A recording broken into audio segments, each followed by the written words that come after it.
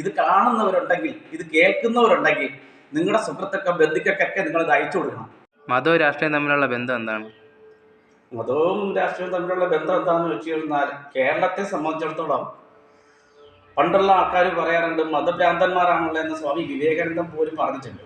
അതുപോലെ തന്നെയാണ് ഇപ്പോഴും സംഭവിക്കുന്നത്. കാരണം ഇനി ഈ കൊല്ലം അങ്ങോട്ട് കാലത്ത് ഈ കേരളം സ്വന്തം ദൈവത്തിൻ്റെ നാടെന്ന് പറഞ്ഞിട്ട് കാര്യമില്ല. കാരണം മതം തീരുമാനിക്കും ആരും ഇവിടെ അധികാരത്തിൽ വരണമെന്ന്. അവരെ തീരുമാനത്തിനപ്പുറം ഇല്ല. കാരണം മതം തീരുമാനിക്കുന്നതിൻ്റെ കാരണം ഇവിടെ ജനിച്ചു വളർന്നവരെ സ്വന്തം പാരമ്പര്യ സംസ്കാരം ഇല്ല, ആദർശവും ഇല്ല, അവർ ദേശഭക്തിയും ഇല്ല, ദേശത്തോട് കൂറുവും ഇല്ല, ദേശ പാരമ്പര്യവും അറിയില്ല. അങ്ങനെ വരുമ്പോൾ ലക്ഷം കോടിക്കണക്കിന് വർഷമായി ഭൂമി ഉണ്ടായിട്ട് ഇന്നിപ്പോൾ നമ്മളെല്ലാവരും പഠിക്കുന്ന 2000-ന് ഇപ്പുറം. ഇപ്പോൾ ഈ 2000-ന് ഇപ്പുറം മുതൽ നമ്മുടെ രാജ്യത്ത് ആദ്യമായിട്ട് തന്നെ ക്രിസ്ത്യൻ സഭ വന്നത് തോമാശ്ലീഹയാണ് ഈ രാജ്യത്ത് വന്നത്. തോമാശ്ലീഹ വന്ന സമയത്ത് ഇവിടെ ജാതിസം കൊണ്ട് വളരെ മൂർജാവസ്ഥയിലാണെന്ന് മനസ്സിലാക്കിയ അദ്ദേഹം ചുരുക്കി പറയുകയാണെങ്കിൽ കടലോര പ്രദേശത്താണ് ആദ്യം മുക്കുവരെയാണ് ക്രിസ്ത്യാനിയാക്കിയെടുത്തത്. അത് മുക്കുവരെ ആരും ക്രിസ്ത്യാനി ആയിരുന്നില്ല. ആദ്യം അത് ഉണ്ടാക്കിയെടുത്തത് കത്തോലിക്ക സഭയാണ്. ഈ കത്തോലിക്ക സഭ ക്രിസ്ത്യൻ സഭയിലെ ആദ്യത്തെ സഭ, അതായത് ഇന്ത്യക്കകത്ത് വന്നത് കൊണ്ടുവന്നത് തോമാശ്ലീഹയാണ്. പിന്നീടാണ് ഈ രാഷ്ട്രീയ പാർട്ടിയെ പോലെ ഇപ്പോൾ കേരളത്തിനകത്ത് 43 സഭയായി.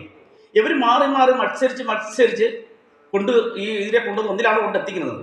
ആ എത്തിക്കുന്നതിൽ നല്ല രീതിയിൽ പ്രവർത്തിക്കുന്നത് ബന്ധക്കോസാണ്. അപ്പം ഹൈന്ദവനെയാണ് സ്വർഗത്ത് കൊണ്ടുപോകാൻ വേണ്ടിയിട്ട് കൊണ്ടുവന്നത്. അവർ അങ്ങോട്ട് വന്നാൽ മോശം കിട്ടുമെന്ന് സ്വർഗത്ത് കൊണ്ടുവന്നു. പക്ഷേ ഈ 2000-ന് മുമ്പ് വരെ സ്വർഗം എന്താണെന്ന് ആർക്കും കണ്ടിരുന്നത്. ഈ 2000-ന് ശേഷമാണ് സ്വർഗം കണ്ടെത്തിയത്, സ്വർഗം നിർമ്മിച്ചത്. അപ്പം അങ്ങനെ ഉള്ളതുകൊണ്ട് സ്വർഗത്ത് കൊണ്ടുപോകാൻ വേണ്ടി വരുന്ന ആൾക്കാരെല്ലാം കൂടെ ചേർന്നാൽ അവർ ഈ മതത്തിൻ്റെ ആൾക്കാർ തന്നെയാണ്.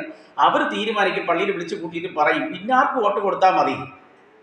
അപ്പം ഇവർ ഞാൻ പറയുന്നത് ഈ കോട്ടോണ്ടിട്ടൊന്നും നടക്കുന്നത് നമ്മളാരും അച്ഛാന്ന് വിളിക്കാറില്ല. ഈ നമ്മുടെ അച്ഛനെ അപ്പാന്ന് വിളിച്ചിട്ട് വല്ലവനെങ്കിൽ അച്ഛാന്ന് വിളിക്കേണ്ട സംസ്കാരം നമുക്കില്ല, ഭാരതത്തിലില്ല, ആ സംസ്കാരമേ ഇല്ല. അപ്പം ആ സംസ്കാരത്തിൽ ജീവിക്കുന്നവർ നിങ്ങളൊന്ന് മനസ്സിലാക്കേണ്ടത്, നിങ്ങൾ ഏതൊരു രാഷ്ട്രീയ പാർട്ടിയിൽ പ്രവർത്തിക്കുന്നതാണ് നല്ലതെന്നാണ് എനിക്ക് പറയാനുള്ളത്. ഈ മത നേതാക്കന്മാർ, നിങ്ങൾ പള്ളിയിൽ ഒരു രീതി, വെളിയിൽ ഇറങ്ങുമ്പോൾ വേറെ രീതി, പോക്കും വരവും കണ്ട കൊക്കിനെ പോലെ. അതായത് കൊക്ക് പോണ കണ്ടിട്ടില്ലേ, നല്ല വെള്ളിയാണ്, വളരെ അതായത് വളരെ ലോലമായിട്ടാണ് അത് വെള്ളത്തിൽ പോലും കാലെടുത്ത് വെക്കുന്നത്. എന്നിട്ട് പണ്ടുള്ളവർ പറയുമ്പോൾ അതോ കുറച്ച് മീനെ തിന്നിട്ടാണ് പോണത് എന്ന് പറയുമ്പോഴാണ് ഇന്നിവിടെ മതം പ്രവർത്തിക്കുന്നത്.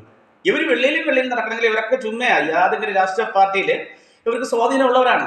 അത് നമ്മൾ ഇവിടുത്തെ ഹൈന്ദവന് മനസ്സിലാക്കാൻ ബുദ്ധിമുട്ടാണ്. ഹിന്ദുക്കൾക്ക് അറിയാം, ജന്തുക്കൾക്ക് അറിയില്ല.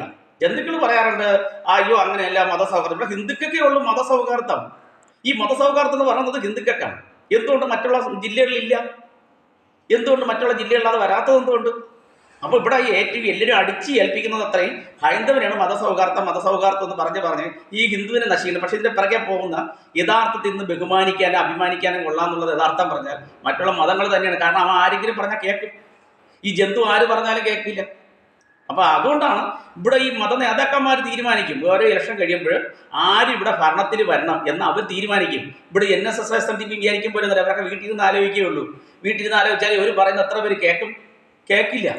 കാരണം എന്താ? ഇവരേക്കൊക്കെ ഉള്ള ഒരു മസിൽ പിടുത്തം, ഇവരെന്തോ ആണെന്നൊരു തോന്നല. ഇവരൊക്കെ വട്ടപൂജ ആയിക്കൊണ്ട് ഇരിക്കുകയാണെന്നുള്ളത് എന്നെപ്പോലുള്ള ഹിന്ദുക്കൾക്ക് അറിയാം.